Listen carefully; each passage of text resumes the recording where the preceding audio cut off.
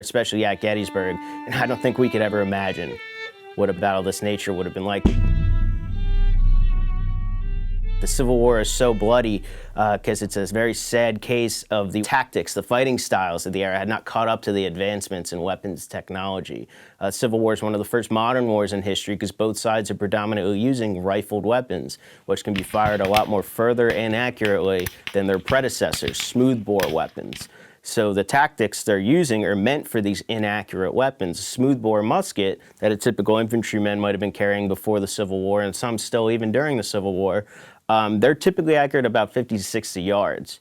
Now, a Civil War rifle can be fired accurately at upwards of 300 yards or more. So these men are massing together in these long lines of battle, closing into 100 yards or less of each other, leveling their muskets and firing away.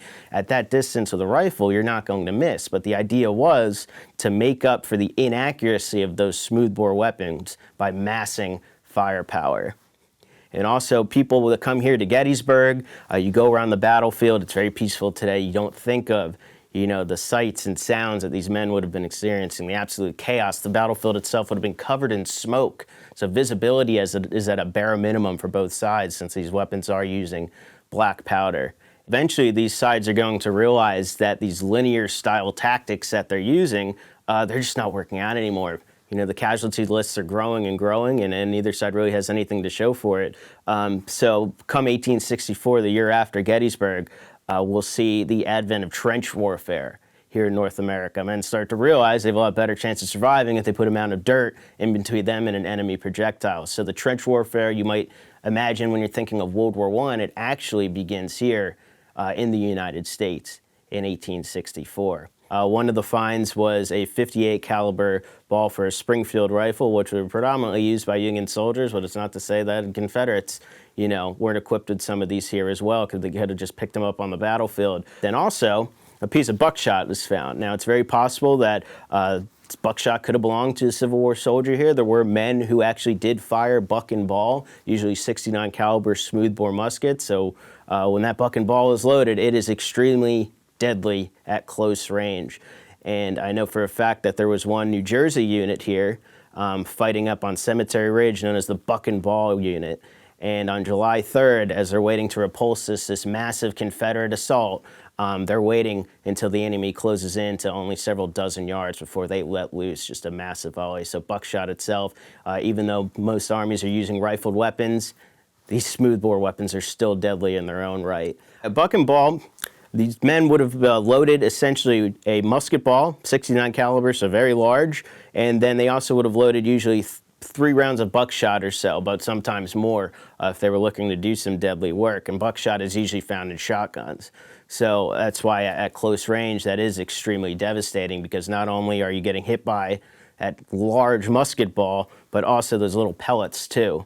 And musket ball wounds and mini ball wounds like the Union ball that was found here, these are extremely, extremely deadly because the muskets are firing at such a low muzzle velocity that when these balls hit limbs, that since it's just 1 ounce of lead usually, it mushrooms out and lodges into the actual body rather than passing through, and it could also splinter the bones. So which is why it leads to amputation being the go-to surgery to be performed, because usually the limbs just couldn't be saved or the balls couldn't be removed from the actual body.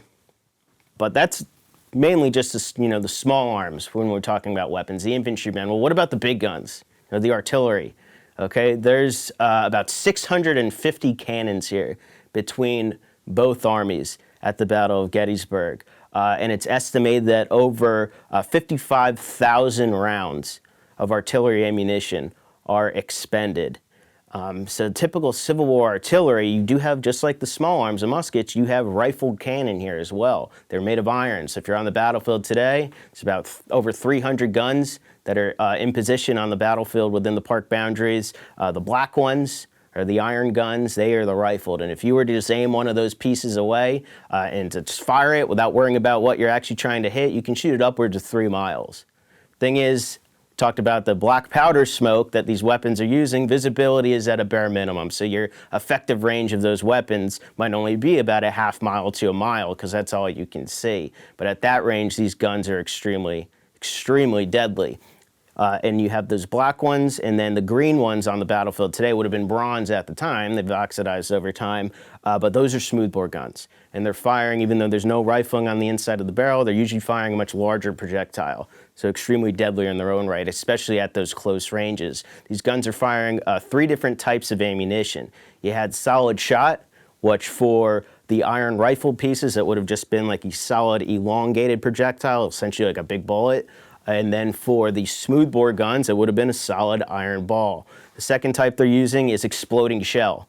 It would literally be a hollowed shell, either filled with just sawdust or gunpowder.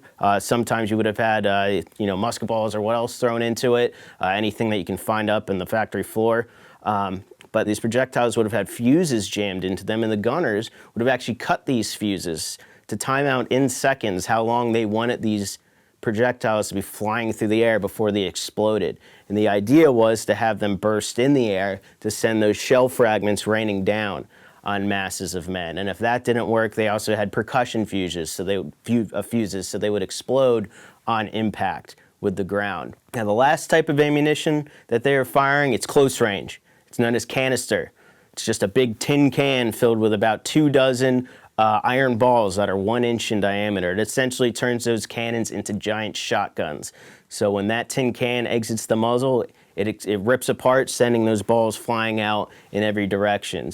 And typically, these gunners would switch to canister when the enemy closed into about 400 yards or less. And at that range, it is extremely deadly. You get about 10 yards of extra spray for every 100 yards fired. Now, it's debated how effective really was artillery when it came to actually killing and maiming men on a battlefield. But canister obviously would be the deadliest of all of them, since that's used at such close range, and it could be even deadlier than we've ever really anticipated, because a lot of the medical records that we have that surgeons would have taken at hospitals like here, some of these wounds from these canister balls look like just regular wounds from bullets. So it's very possible that canister rounds, close-range ammunition was a lot more deadlier than even Civil War surgeons themselves actually anticipated, just by misdiagnosing what the actual wounds were caused from. And unfortunately, there were unexploded ordnance that were left on this battlefield when the armies themselves got out of here, and because of that, civilians sometimes found themselves becoming casualties of the Battle of Gettysburg, even though the armies had led the field. In fact, just recently here in the Evergreen Cemetery in town, a civilian cemetery, there was a memorial stone placed at the gravesite of a young boy named Alan Frazier, who after the battle was out south of the battlefield with another adult, and they found an unexploded shell.